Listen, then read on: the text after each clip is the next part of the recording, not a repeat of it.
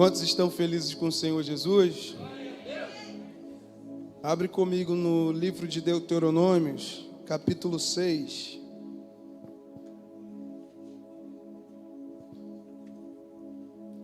Lá no início, Gênesis, Êxodo, Levítico, Números, Deuteronômios.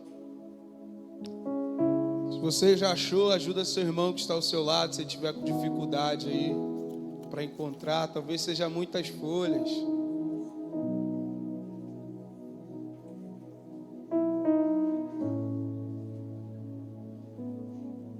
Ou troca de Bíblia, toma aqui, meu irmão, fica com a minha aqui, deixa eu procurar na sua.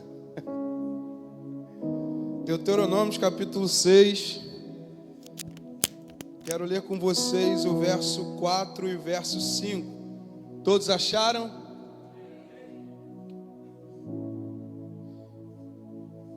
Eu sou de um tempo, eu sou novo, tá, irmãos? Mas eu sou de um tempinho lá de trás, de adolescente, que o irmão pegava a Bíblia e dava para o outro. Você está sem Bíblia? Calma aí. Quem lembra disso aqui, irmãos? O irmão estava sem Bíblia, pegava a Bíblia, eu vejo aqui com a minha esposa, toma a minha. Isso é bom, irmãos, que ninguém fica de fora. Ou você chama ele para sentar perto de você, vem cá, acompanha a leitura aqui junto comigo. Está sem Bíblia, né, Linaia? Pô, logo você. Vamos lá, verso 4. Ouve, Israel, o Senhor nosso Deus é o único Senhor. Amarás, pois, o Senhor teu Deus de todo o teu coração, de toda a tua alma e de todo o teu poder. Eu gostaria que todos repetissem comigo o verso 4 e o 5 no 3. 3.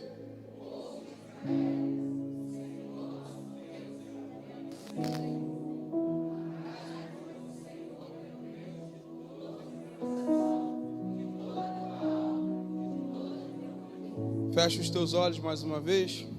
Pai, nós te louvamos, te agradecemos pela tua palavra. É o desejo do nosso coração, Senhor, que a glória seja tua, que a honra seja tua, o poder pertence a ti. Senhor, nada que venhamos fazer, ó Pai, é pela nossa justiça, mas pela tua. Por isso pedimos a ti, Senhor, que nesse exato momento não permita que Satanás tenha parte nesse culto. Não permita, Senhor, que ele venha roubar a semente lançada no coração. Não permita distrações, Senhor, em nosso meio, mas que tão somente a tua palavra esteja em nosso coração e em nosso entendimento, em nome do Senhor Jesus. Amém, graças a Deus.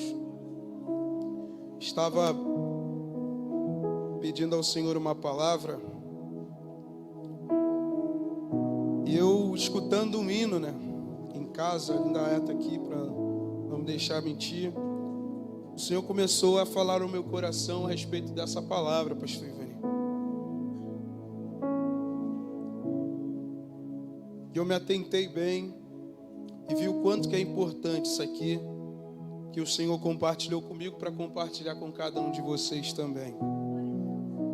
Bom, nós lemos aqui 2 versículos do capítulo 6. Aqui essa história está diante de um contexto onde Moisés recebe a tábua da lei. Todos conhecem a história. Moisés recebe a tábua da lei, Deus fala com ele, para que ele passasse para o povo. Falar desse livro de Deuteronômios é falar da lei do Senhor, né? É um livro que, se você quer entender o que é a palavra do Senhor, como que surgiu, qual é o fundamento, vai no livro de Deuteronômio, você vai ver como foi que Deus passou a instrução para um homem de Deus chamado Moisés. E diante de tudo o que Deus passa para Israel, no verso 4 e no verso 5, ele deixa um chamado para Israel. Ele deixa para Israel uma direção. Apenas nestes 2 versos, você vai ver o carinho de Deus com o povo. E no verso 4, até hoje, os judeus fazem uso deste verso. Até hoje os judeus, eles tiram um tempo no meio lá da cidade deles e tocam uma chofar, ou uma trombeta, como bem dizer. Eles tocam e eles pronunciam esse dizer no verso 4. E eu achei lindo porque através dessa reflexão, Jonathan gosta muito o Shema. Você já atravessou tudo, irmão. Já acabou, irmão, já passou a cereja do bolo. Eu falei o Jonathan, vocês viram que ele conhece, porque a gente conversa a respeito disso, algumas coisas de cultura judaica, e alguns posicionamentos deles é muito importante para a gente, ou são muito importantes para a gente. E a gente aprende muito com esse Shema. Todas as vezes que Israel se posiciona no Shema, eles trazem ensinamento que se a gente fizesse isso aqui, mudaria o nosso país. Porque Israel é uma nação instituída por Deus. E esse Shema é uma pronúncia de Deus. E qual é o significado?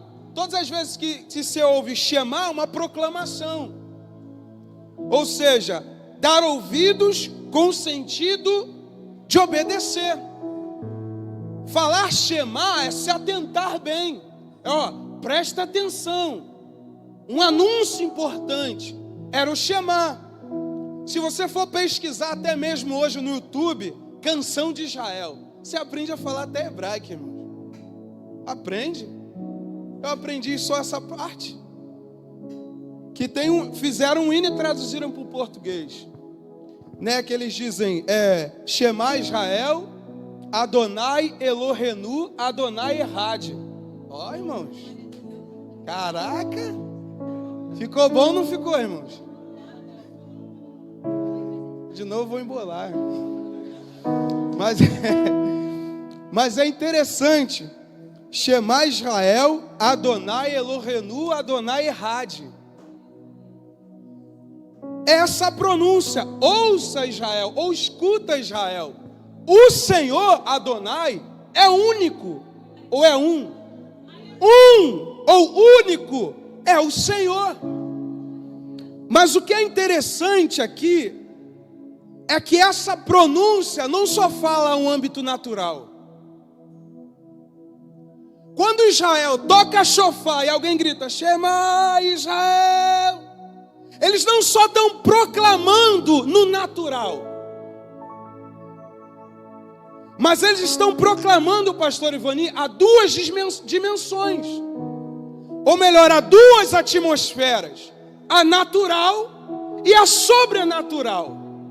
Quando eles pronunciam diante de Israel, Shema Israel, Adonai Elohenu, eles estão dizendo tanto para o natural quanto para o sobrenatural.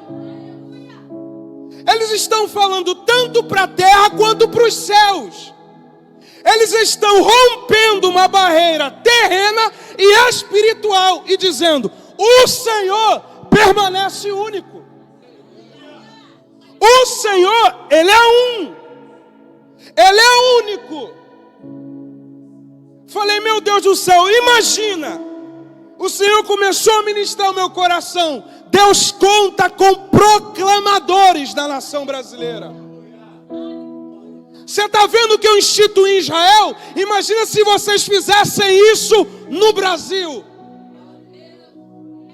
Está faltando pessoas, pastor Ivani, com ombros para Deus, para proclamar. Aí talvez você diga, eles diziam Shema Israel, porque era Israel, a terra de Deus. Tá bom. Vamos no cenário de Daniel capítulo 3. O rei da Babilônia, Nabucodonosor, decreta, eu vou instituir um monumento a meu respeito. E no momento em que tocar essa trombeta, eu quero todo o joelho dobrado. Quem não se dobrar diante da minha estátua, ou diante da trombeta, vai ser lançado na fornalha. Aí você imagina uma multidão, irmãos. Shema é posicionamento. Você imagina uma multidão numa nação pagã. Repita comigo, nação pagã. Não tinha nada de evangelho lá. Não tinha nada de Deus lá, Alexandre. Não tinha nada que pudesse olhar e dizer: Deus é Senhor, Deus é o governador, Deus é o proclamador em nosso meio. Ele é único, Ele é o nosso Senhor, Ele é o nosso Salvador. Não tinha nenhum monumento que eles pudessem olhar, se ao menos um púlpito, como na cidade de Atenas onde Paulo foi, se ao menos um púlpito que tivesse vazio e dizer: aqui mora o Deus desconhecido. Se ao menos um púlpito tivesse lá para que o povo pudesse olhar, mas não tinha. De repente esses 3 jovens, amigos de Daniel, Ananias, Misael e Azarias, eles estão lá diante da multidão e toca chofar. No momento em que a chofar toca, todo o povo se dobra. Aí 3 malucos ficam em pé.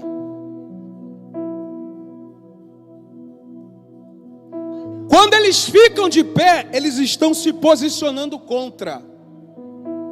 Nós estamos numa nação pagã. Nós estamos numa nação totalmente contra os princípios de Deus. Imagina eles. Mas isso não nos impede de ter um posicionamento certo. Estar numa nação incerta não significa que a gente não vai ter um posicionamento certo. Eles, no meio do paganismo, no meio da idolatria, um monumento gigante, eles não só falaram para o rei daquela cidade, eles não só falaram para os sacerdotes que serviam aqueles deuses, ou o próprio monumento levantado na Nabucodonosor. Eles disseram no mundo espiritual: a gente pode mudar de nação, mas a gente não vai mudar o coração.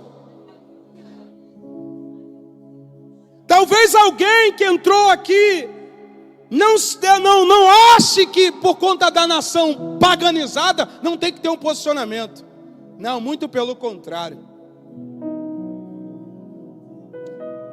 Eu não sou muito fã de conjectura não, porque é muito perigoso. Mas conjectura comigo aqui, irmãos. Imagina o quantitativo dessa igreja. De repente toca uma trombeta. Fique em pé, João Lucas, Felipe e Pastor Silvio. Só vocês 3. Todo mundo se prostrou. Apenas os 3 se posicionaram contra. Aí você imagina a Márcia. Dá uma olhada para eles, Márcia. Você imagina o posicionamento da Márcia em olhar, poderia ser um posicionamento de um que se curvou. Aí você imagina eles olharem.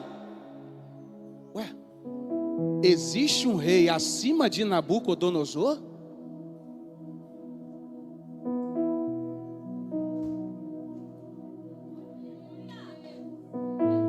Pode sentar. Existe alguém que, violando o decreto de Nabucodonosor, vai permanecer vivo? Eles estavam proclamando. Tanto é que esses 3 jovens vão responder para os homens que disseram: vocês sabem que vocês vão morrer. Ali, a gente sabe.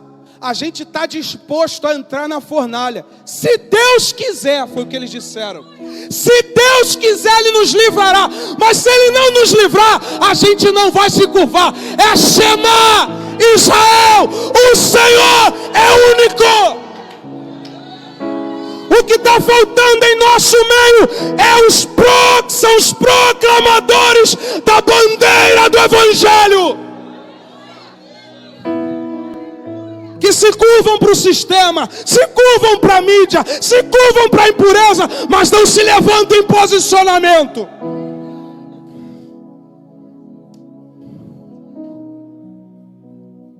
Era como se ele estivesse dizendo: Ele é rei de reis. Nabucodonosor é rei, Roger, mas o nosso Deus é rei de reis. Nabucodonosor aqui é Senhor, mas o meu Deus é Senhor dos senhores. Nessa terra, Nabucodonosor pode ser até Deus, mas o Senhor é Deus dos deuses. Por isso Jeová Nissi, o Senhor é a nossa bandeira. Mas cadê os proclamadores? Presbítero Luiz Antônio.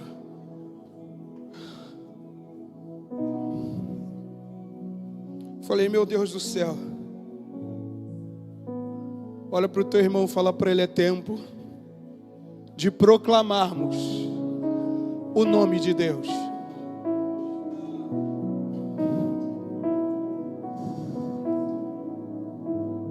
Porque se Deus não nos poupar e colocar a gente num cenário desigual, Ele vai contar com a nossa coragem. Se Deus não nos poupar e nos colocar em um cenário desigual, Ele vai contar com a nossa coragem. Esses 3 jovens foram contra um decreto. O que me surpreendeu foi a coragem deles, o posicionamento deles. Adriano, eles foram muito corajosos. Eles se posicionaram sem medo. Imagina esses 3 jovens. A gente não pode abandonar o que o nosso pai, nossa mãe deixaram para nós. Eu me lembro de quando Deus, através do meu pai, disse: o Senhor é único, meu filho. O Senhor é Senhor dos senhores. Ele é Rei dos reis.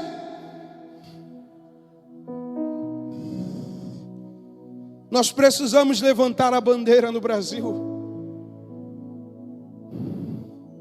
Eu não estou falando de levantar a bandeira de nome, de título político, não. Eu estou falando de proclamar o nome que está acima da política. É muito mais profundo do que a gente acha, irmãos.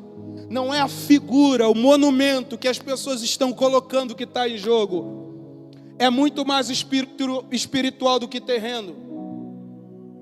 Deus conta com um posicionamento espiritual no Brasil. Não é só colocar uma figura em um púlpito mundial ou em um púlpito estadual. Você tem que entregar a mão de Deus e dizer que Ele é o Senhor da bandeira. Ele é o Senhor dos senhores. Isto é posicionamento. Você imagina príncipes, potestades, hostes espirituais da maldade olhando para esses 3 jovens. Duvido que eles aguentam hoje. Duvido que eles vão resistir agora. Eles não estão numa cultura que é deles. Eles não estão no cenário que é propício para eles. Eles não estão em lugares onde as leis concordam com os princípios deles. Vamos ver o que eles vão fazer agora.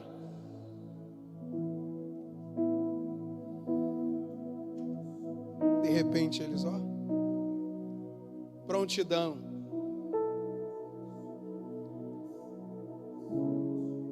Quando o cenário fica em desacordo, não é Deus colocando ou dizendo para o seu povo: olha a corda, que agora vocês não vão suportar não. É Deus dando coragem. Irmãos, esses 3 jovens cresceram tanto com esse posicionamento, que até hoje é falado deles, Jonas. Aqueles que se colocaram contra um sistema e um decreto foram capazes de dizer que Deus é único. Ele é um. Independente do cenário que o Brasil esteja, precisamos nos posicionar. Seja qual for o príncipe, naquela época era Nabucodonosor, mas em nosso tempo, quem será? Não importa.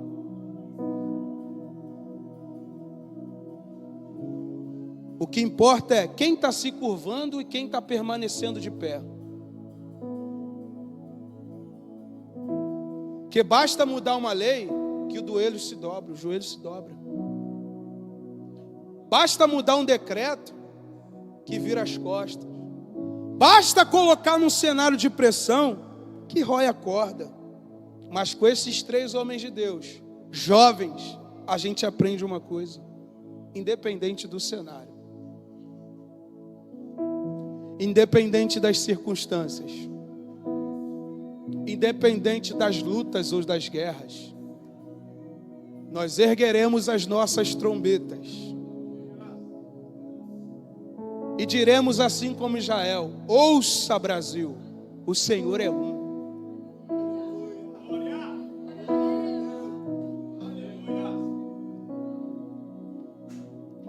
Vamos repetir todos juntos aqui. Olha só que coisa linda. Ouça, Brasil. Tá fraco. Ouça, Brasil. O Senhor é um. Você imagina no espírito. Você imagina príncipes, legiões, entidades, potestades, ouvindo alguém se posicionando, mas no espírito. Nosso problema é que a gente quer levantar a bandeira do evangelho, mas de forma carnal.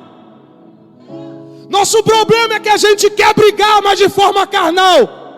A resposta é no espírito. A guerra pode ser na carne, mas a resposta será no espírito. Deus conta com o nosso posicionamento. Oh, aleluia. Oh, aleluia. Oh, aleluia. Se você entender que levantar a bandeira em casa mexe com o mundo espiritual, você vai mudar. Se nós entendermos que a igreja se posicionar no Brasil e erguer as trombetas, gritar o nome dele no espírito, eu duvido, irmãos, eu duvido que o Brasil não sofra uma injeção de Deus.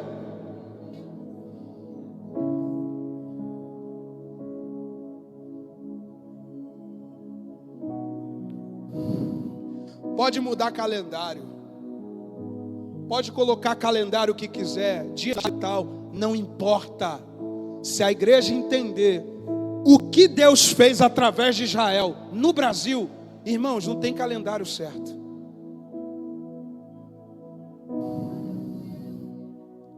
Só que o problema, pastor Ivani, é que a igreja está um pouco cega nessa parte. Está indo para as redes sociais brigar. Está fazendo debates para brigar com uma guerra que só se vence no espírito.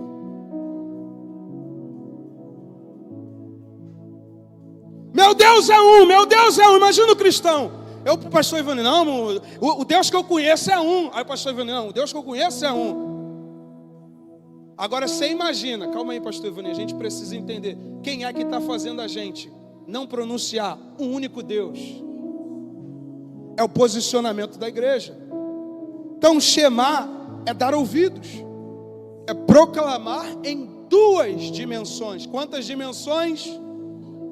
A natural e a sobrenatural.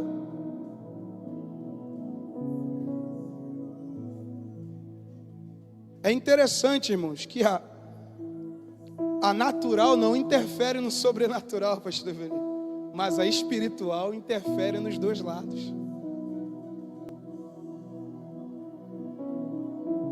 A intercessão é o maior exemplo disso. Quantos já ouviram falar de histórias? Meu filho estava no tráfico, o filho falando da mãe, ou a mãe falando do próprio filho. Estava eu lá, irmãos, no crime, de repente me enquadraram, me levaram, eu cavei minha própria cova, mas quando eu ia ser jogado, alguém disse, não, eu conheço esse rapaz. Aí no mesmo dia o filho vai para casa, a mãe olha para ele e fala, eu estava orando nesse exato momento. Sabe o que é isso? Eu entrei na guerra, mas eu não entrei na guerra com aqueles homens, eu entrei na guerra com quem estava na vida daqueles homens. É o que a gente precisa entender. Quando Israel se posiciona, toca chofar e grita, ouça Israel, o Senhor é um, eles estão mexendo com os principados, irmãos. Não importa quanto vocês investirem, Deus continuará sendo um. Deus continuará sendo um. Não importa a oferenda, não importa os flagelos da carne, não importa o barquinho, a cor do barco, não importa a esquina, a viela, o que importa é que os proclamadores gritarão, Ele é um, Ele é um, Ele é um, Ele é um, Deus é um, Ele é Deus na terra, Ele é Deus no céu, Ele é Deus debaixo da terra, Ele é um, Ele está diante de toda a nação, ou de todas as nações, Ele é um. Oh, aleluia. aleluia. Glórias a Deus. Será que por alguns instantes você pode glorificar o nome do Senhor?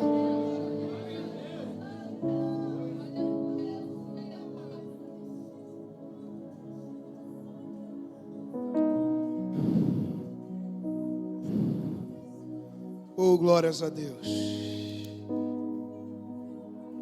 Deus quer ser proclamado no nosso país, irmãos. Mas a gente precisa entender qual é a guerra que a gente está entrando. Eu falo do casamento, irmãos. Casamento, se eu fosse vocês, no casamento tiraria lições. Você está num cenário de guerra no casamento, quando você se posiciona, irmãos, para falar com quem está por trás da discussão, para falar com quem está por trás do ressentimento, quando você se posiciona para proclamar, espera, o Senhor é um dentro dessa casa. O cenário muda, irmãos. O cenário muda. Por isso que a gente tem que aprender. Talvez o erro esteja na proclamação. Como é que você tem proclamado o nome de Deus? Como é que a igreja no Brasil está proclamando o nome de Deus? Porque Deus quer ser proclamado de uma forma, no entendimento, no coração, na vida, para a gente poder saber como proclamar. Não tem como proclamar sem saber. Qualquer doido vai sair por aí e vai proclamar, mas não vai mexer em nada. Agora, quem vai proclama no Espírito, tem como não, irmãos? Não tem como, irmãos. Eu me lembro até de Cristo na passagem do Gadareno. Jesus está indo no barquinho. Irmãos, quando Cristo pisa na terra, a legião já estava indo diante dele, se curvando, irmãos. Cristo tinha um posicionamento que, se a igreja aprender com ele, precisa olhar para o homem não, olha para Jesus, irmão. Olha para Cristo e você vai ver o quanto Cristo era um proclamador de justiça. Ninguém fazia nada. Cristo se aproximou daquela terra. Todo principado, potestade, na figura daquele homem, se curva.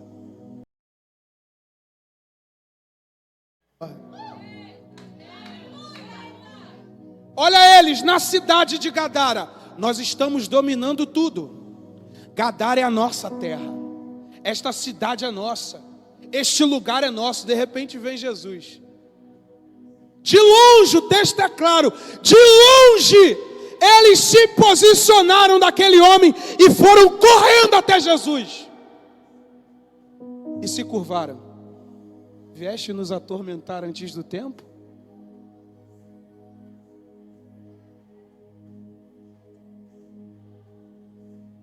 Talvez você fale, era Jesus, tá bom. Elias se posiciona. É lindo, irmãos. Elias se posiciona diante de um cenário. Ele aparece, do nada Elias aparece no cenário. Elias vai na direção do rei. O rapaz olha para ele e fala: és tu o perturbador de Israel? Você que tem perturbado a gente?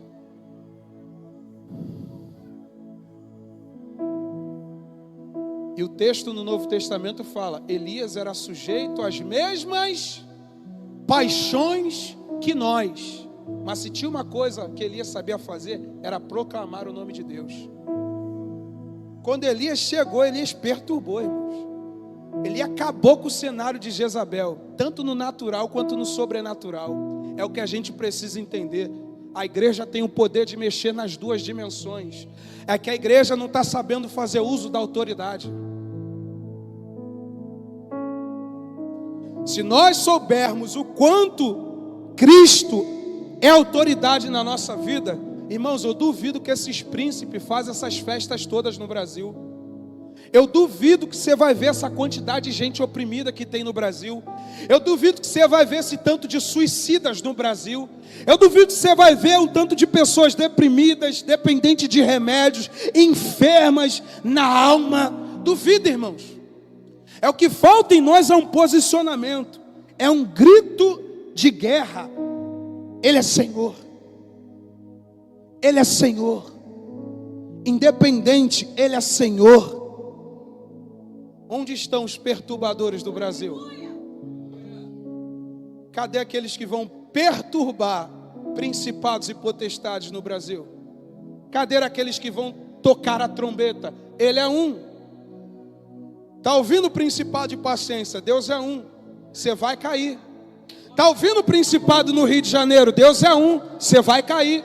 Está ouvindo o principado que se ergueu no Brasil? Deus é um. Você vai cair.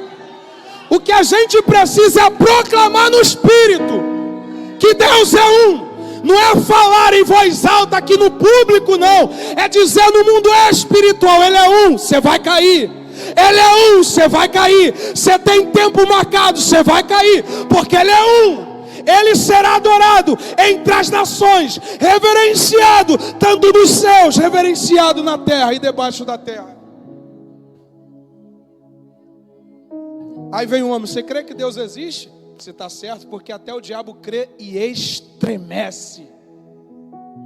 Oh, aleluia. Oh, glórias a Deus. Quando alguém se posiciona para dizer o Senhor é um no Espírito, o diabo treme.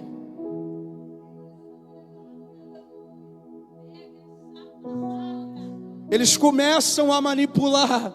Eles começam a gerar fraqueza, eles começam a gerar pressões no entendimento, pressões no coração, eles começam a colocar dúvida. Não, eles não podem entender que Deus é um, eles não podem compreender que Deus é Senhor de todas as nações, eles não podem conseguir, eles não podem entender. Quando a igreja se posiciona e diz que Deus é um, irmãos, acabou para eles.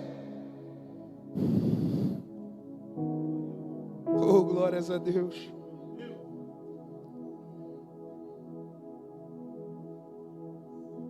Depois que eu vi até um homem testemunhar que Daniel, diante de um posicionamento, começa a jejuar, começa a orar, falar com Deus.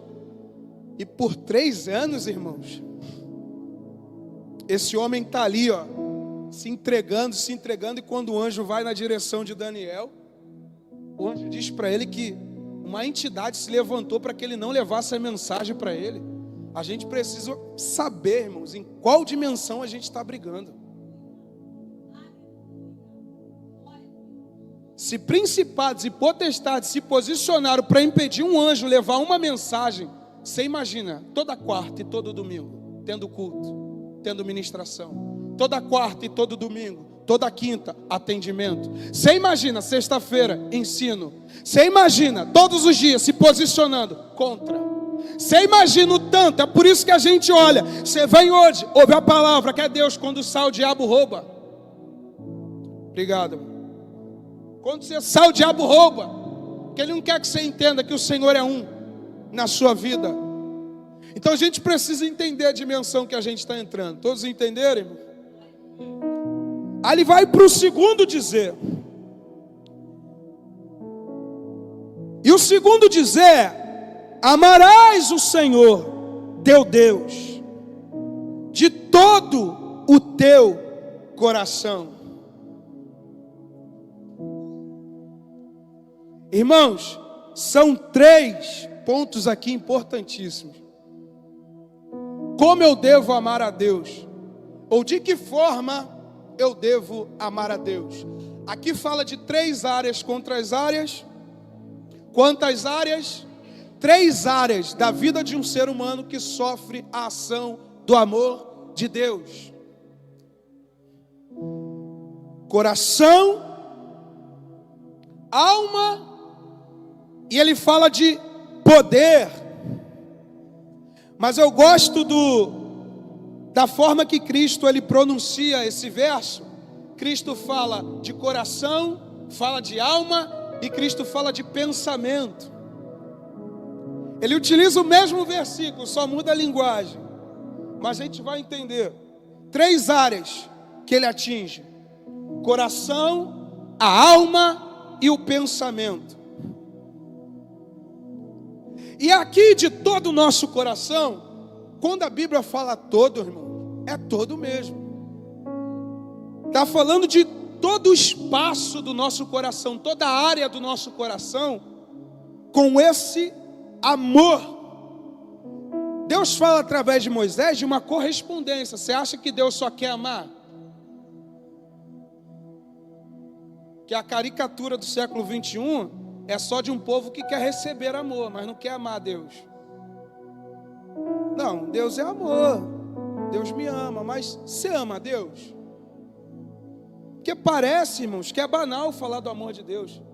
Eu temo, irmãos, ser um hipócrita ao falar que o amor de Deus está no meu coração. Mas você acha que eu estou errado de pensar dessa forma? Não. É que eu sei da minha dependência. Quando a Bíblia fala de todo, é tudo mesmo, é tudo ou é nada. Ou é todo, não tem metade. Deus não aceita coração pela metade. Então Deus quer que o seu amor esteja em todo o nosso coração. E eu entendi, irmãos, eu olhando para essa fala, o Senhor me fez se atentar para o Salmo 119, verso 32. Se a mídia puder colocar aqui para mim, Salmo 119, versículo 32. Porque, irmãos, quando o amor, ele entra no nosso coração, é um processo. Quando ele fala de todo o coração, ele está falando de um processo de ampliação do coração. Eu só fui entender quando eu li esses salmos.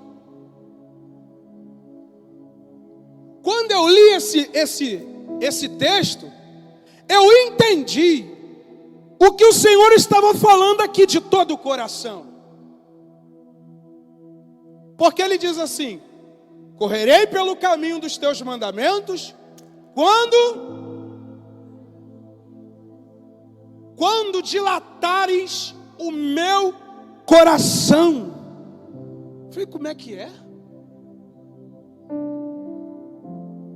Então o processo de caminhada e de resposta de amor tem a ver com uma ampliação do coração. Não é para você ter o coração grande não, irmãos, que isso é sério. Coração grande é uma doença séria.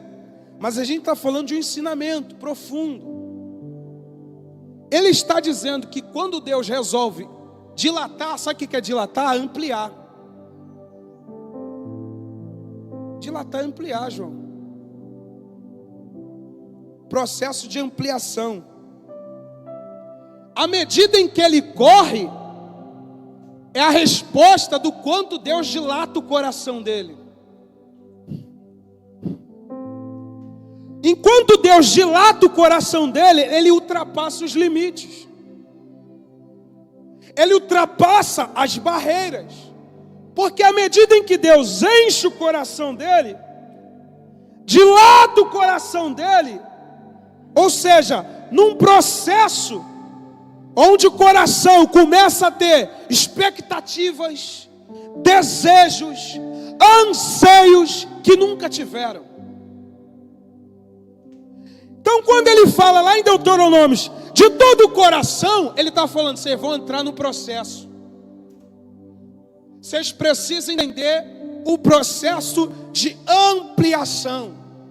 Não tem como correr, Mário, diante de Deus, sem Deus dilatar o nosso coração.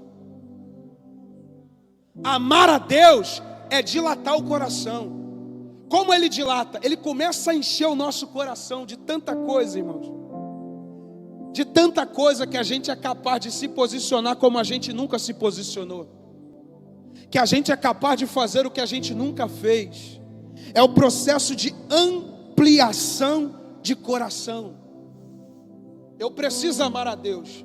Ele dilata o coração, coloca o que é dele e retira o que não é. Por isso dói. Mas só amplia se retirar o que não é dele. Eu preciso entender isso. Por isso amará o Senhor teu Deus de todo o teu coração. Está preparado, irmãos? Você está preparado para amar a Deus?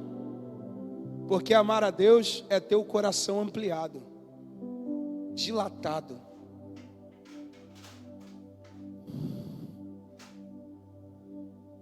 Quando Deus começa a dilatar o nosso coração, até o armário de casa sofre alteração.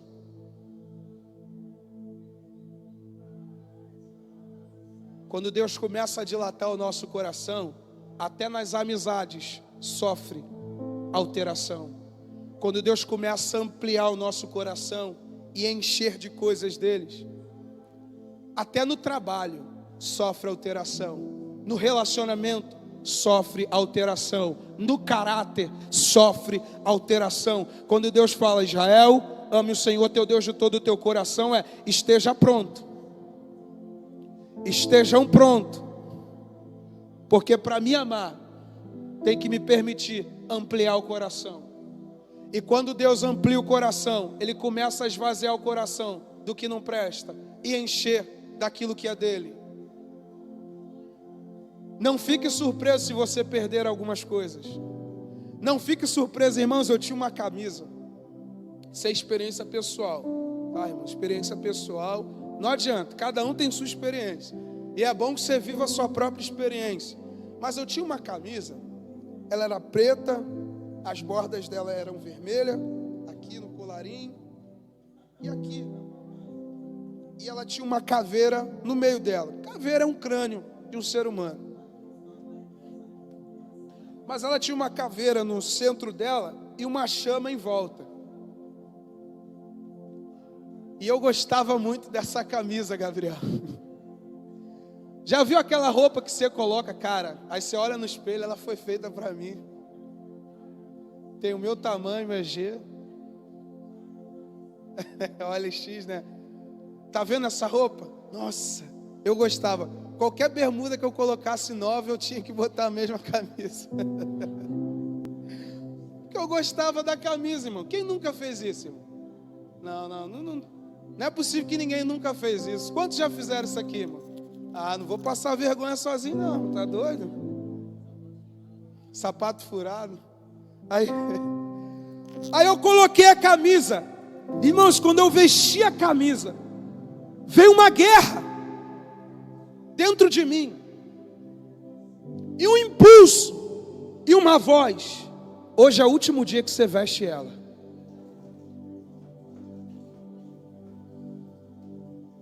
Isso é coisa da minha cabeça.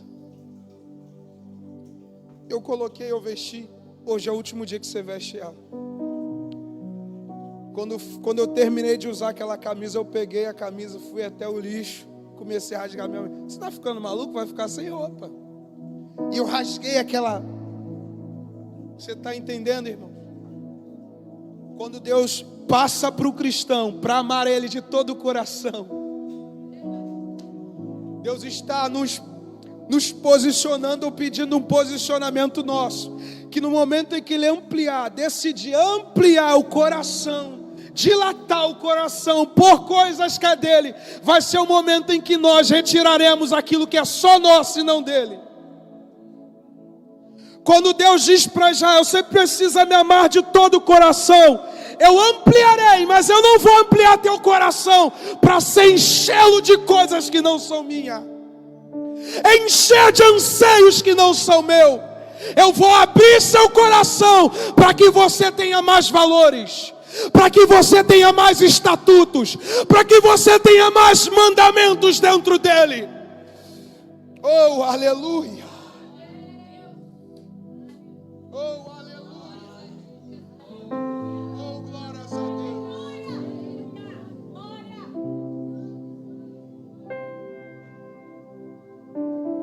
Pergunta para o teu irmão, por favor. Você está pronto para Deus dilatar o teu coração?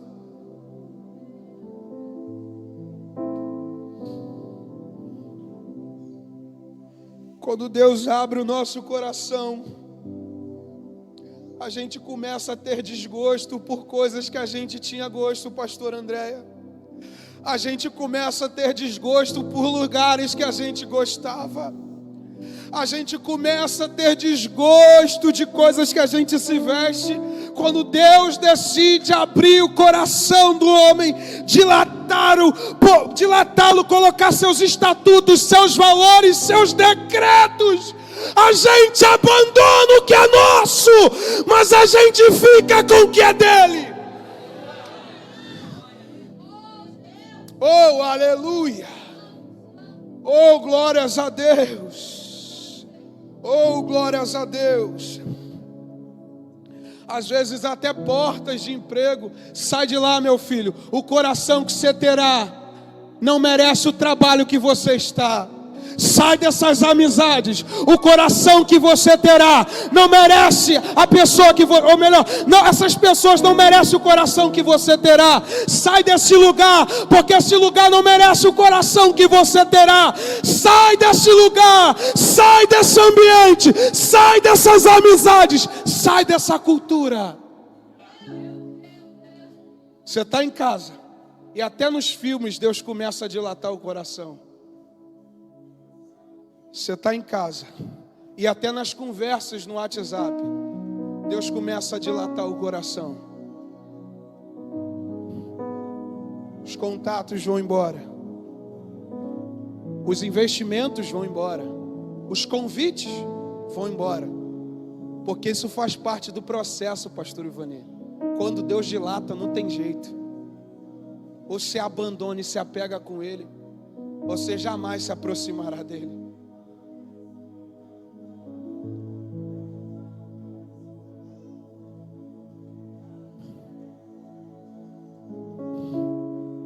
Permita teu coração hoje sair daqui dilatado.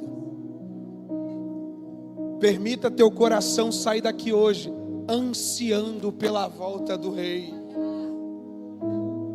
Então quer dizer que quando Deus amplia meu coração, eu tenho mais anseio por Ele. E o contrário é quando eu começo a encher meu coração de coisas e ele vai se fechando.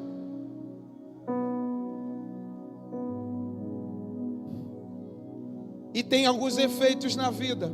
Quando o coração vai se fechando, se abandona o que é certo, se abandona a amizade certa, se abandona relacionamento certo, se abandona um ambiente certo, se abandona os conselhos certos. Sabe o que é isso? Isso se chama dupla personalidade. Isso se chama dupla identidade. Quando você não assume uma identidade, outra toma o lugar. Agora, quando você permite que o coração que você tem amplia e Deus começa a enxertar coisas que são dele, e Deus começa a enxertar coisas que são dele, você assume uma identidade e coloca outra para fora.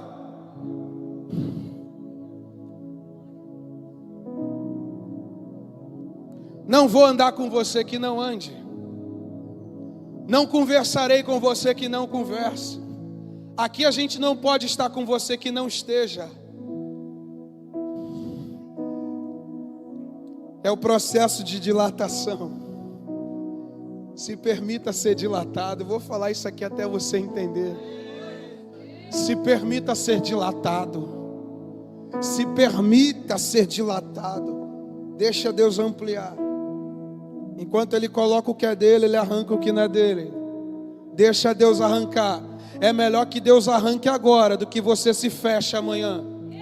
É melhor que Deus arranque agora, que o teu coração se endureça amanhã. É melhor que Ele retire agora. É melhor que Ele ponha para fora agora.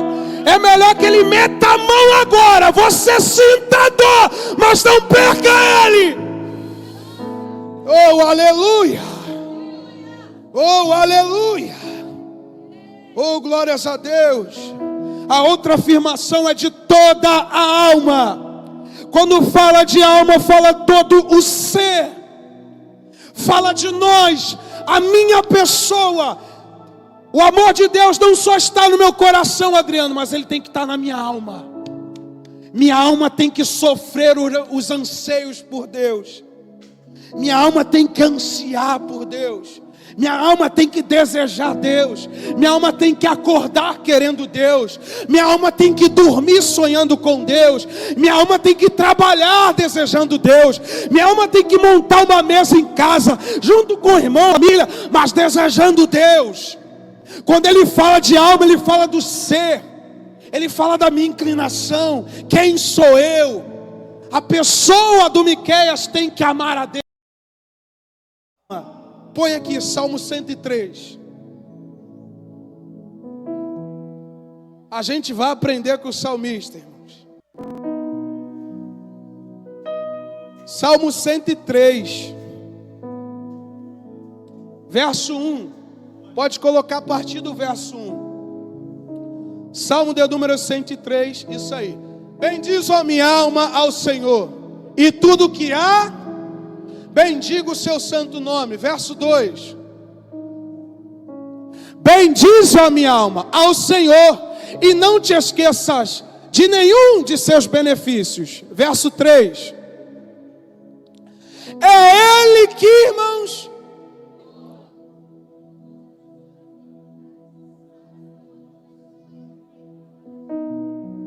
por que minha alma tem que amar a Deus?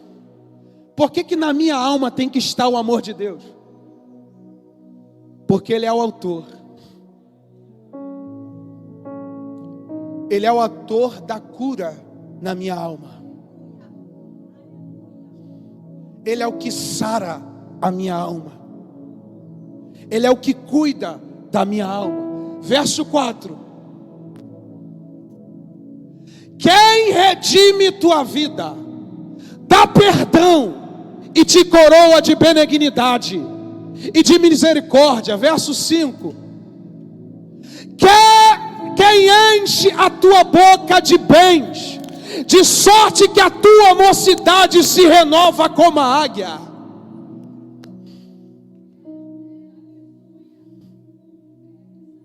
Porque a minha alma tem que amar a Deus.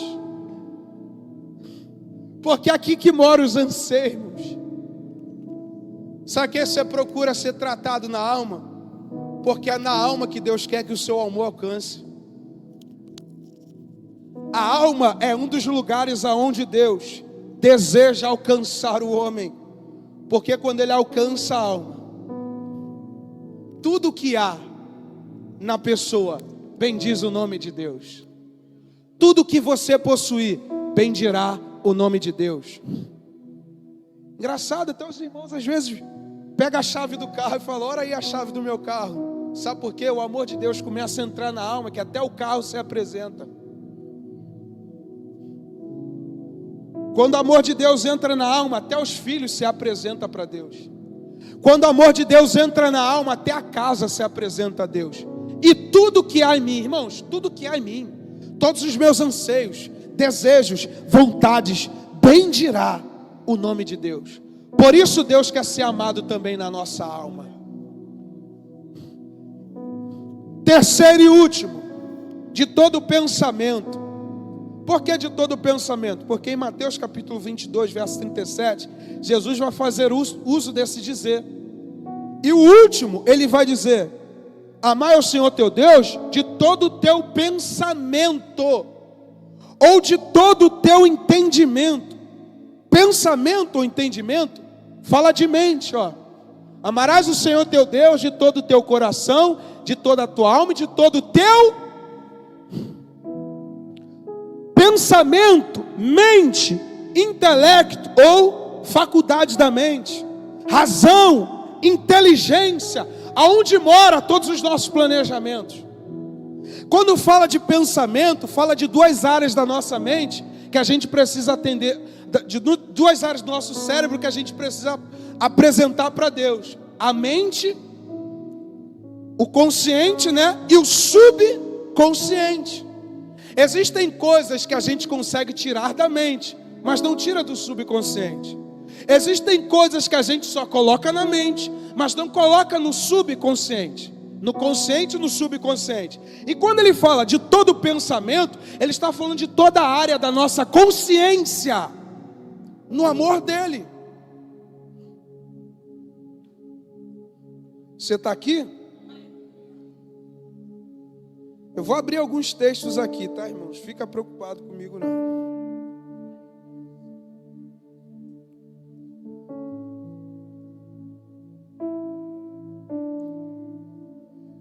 Olha só o que está escrito em Hebreus capítulo 8,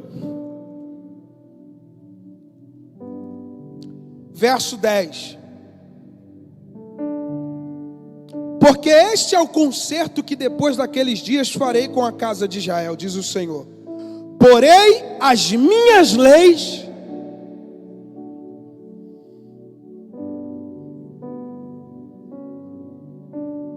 a gente falou do coração. ele fala de duas áreas que serão afetadas. Mas a que a gente está falando é do nosso intelecto. Deus espera que no nosso entendimento a gente o ame. Não é apenas falar. Eu preciso na minha mente, pastor Ivani, também amar a Deus. Por que muitos cristãos sofrem? Porque com a sua mente o desonram. Proclamam com a sua boca, mas no seu entendimento o desonram. Por isso que Deus fala, de todo o teu entendimento, todo o teu ser, todo o teu intelecto, todo o teu pensamento.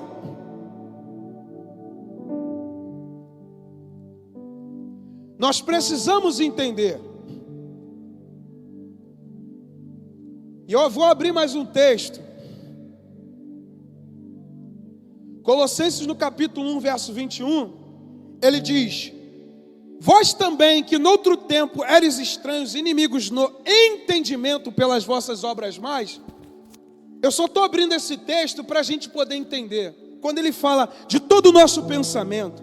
Por que Deus quer ser amado de todo o nosso pensamento? Porque com o nosso pensamento a gente cria inimizade, irmãos. As nossas obras são frutos do que mora no nosso consciente e subconsciente, pastor Ivani. E quando nós não levamos a nossa mente cativa à pessoa de Cristo, somos afetados da mente.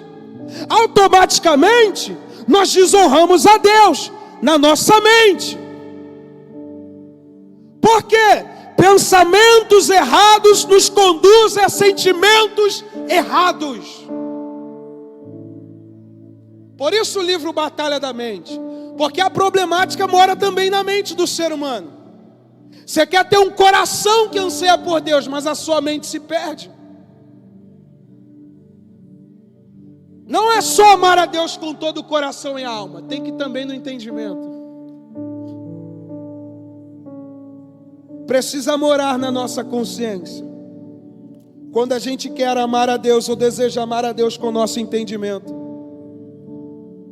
nossos sentimentos não são errados. Porque sentimentos errados, pastor Ivani, é fruto de um pensamento errado. Se coloque de pé.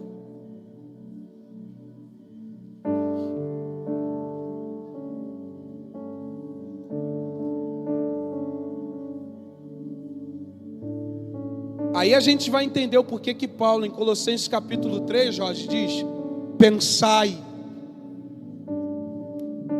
pensai, pensai nas coisas que são de cima. Aí você acha, eu não consigo abandonar a pornografia, eu não consigo abandonar os sentimentos errados, eu não consigo abandonar os relacionamentos incertos.